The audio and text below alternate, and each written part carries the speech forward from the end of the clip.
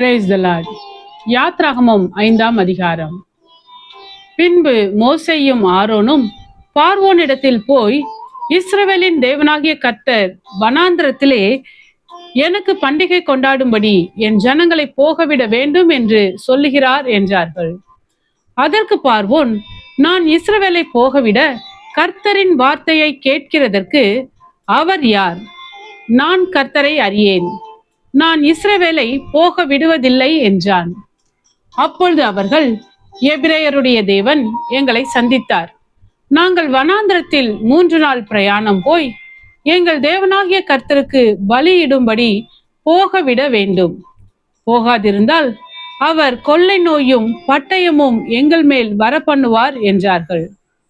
எகிப்தின் ராஜா அவர்களை நோக்கி, மோசேயும் ஆரோனுமாகிய நீங்கள் ஜனங்களை தங்கள் வேலைகளை விட்டு களைய பண்ணுகிறது என்ன? உங்கள் சுமைகளை சுமக்க போங்கள் என்றான். பின்னும் பார்வோன், இதோ தேசத்தில் ஜனங்கள் மிகுதியாய் இருக்கிறார்கள், அவர்கள் சுமை சுமக்கிறதை விட்டு ஓய்ந்திருக்கும்படி செய்கிறீர்களே என்றான். அன்றியும் அந்நாளிலே பார்வோன் ஜனங்களின் ஆலோட்டிகளையும் அவர்கள் தலைவரையும் நோக்கி, செங்கல் வேலைக்கு நீங்கள் முன் போல இனி ஜனங்களுக்கு வைக்கோல் கொடுக்க வேண்டாம், அவர்கள் தாங்களே போய் தங்களுக்கு வைக்கோல் சேர்க்கட்டும்.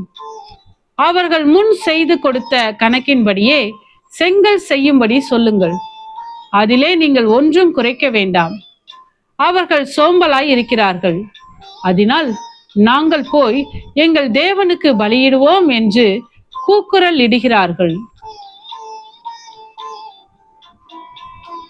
அந்த மனிதர் மேல் முன்னிலும் அதிக வேலையை சுமத்துங்கள், அதில் அவர்கள் கஷ்டப்படட்டும்.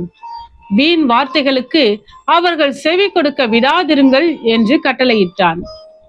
அப்பொழுது ஜனங்களின் ஆலோட்டிகளும் அவர்கள் தலைவர்களும் புறப்பட்டு போய் ஜனங்களை நோக்கி, உங்களுக்கு வைக்கோல் கொடுப்பதில்லை, நீங்களே போய் உங்களுக்கு அகப்படுகிற இடங்களில் வைக்கோல் சம்பாதியுங்கள், ஆனாலும் உங்கள் வேலையில் ஒன்றும் குறைக்கப்படுவதில்லை என்று பார்வோன் சொல்லுகிறார் என்றார்கள்.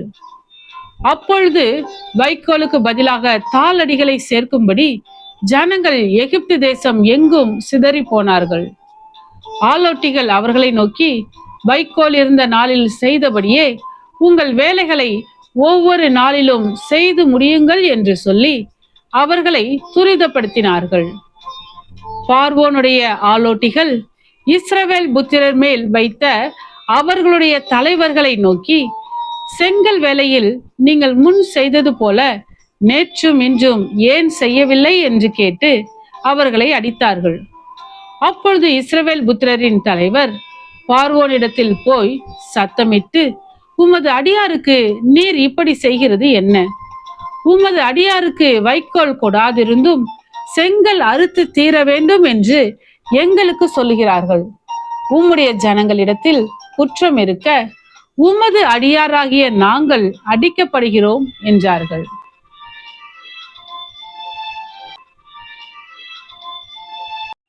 அதற்கு அவன், நீங்கள் சோம்பலாய் இருக்கிறீர்கள், அதனால்தான் போக வேண்டும், கர்த்தருக்கு பலியிட வேண்டும் என்கிறீர்கள். போய் வேலை செய்யுங்கள், உங்களுக்கு வைக்கோல் கொடுக்கப்படுவதில்லை, ஆனாலும் கணக்கின்படியே நீங்கள் செங்கலை ஒப்புவிக்க வேண்டும் என்றான். நீங்கள் ஒவ்வொரு நாளிலும் அறுத்து தீர வேண்டிய செங்கலிலே ஒன்றும் குறைக்கப்படாது என்று சொல்லப்பட்டதினாலே இஸ்ரவேல் புத்திரரின் தலைவர் தங்களுக்கு இக்கட்டு வந்தது என்று கண்டார்கள். அவர்கள் பார்வோனுடைய சமூகத்தை விட்டு புறப்படுகையில் வழியில் நின்ற மோசேக்கும் ஆரோனுக்கும் எதிர்பட்டு அவர்களை நோக்கி, நீங்கள் பார்வோனின் கண்களுக்கு முன்பாகவும் அவருடைய ஊழியக்காரரின் கண்களுக்கு முன்பாகவும் எங்கள் வாசனையை கெடுத்து எங்களை கொல்லும்படி அவர்கள் கையிலே பட்டயத்தை கொடுத்ததின் நிமித்தம் கர்த்தர் உங்களை பார்த்து நியாயம் தீர்க்க கடவர் என்றார்கள். அப்பொழுது மோசே கர்த்தரிடத்தில் திரும்பி போய், ஆண்டவரே, இந்த ஜனங்களுக்கு தீங்கு வர பண்ணினதென்ன? ஏன் என்னை அனுப்பினீர்? நான் உமது நாமத்தை கொண்டு பேசும்படி பார்வோனிடத்தில் பிரவேசித்தது முதல் அவன் இந்த ஜனங்களை உபத்திரவப்படுத்துகிறான்.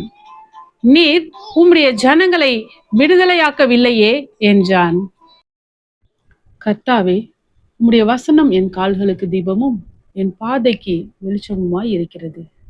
இருளான என் வாழ்விலே நீர் தந்த உம்முடைய வேத வசனத்தை தினமும் படித்து வசனத்தின் வெளிச்சத்திலே இடராமல் நடப்பேன்.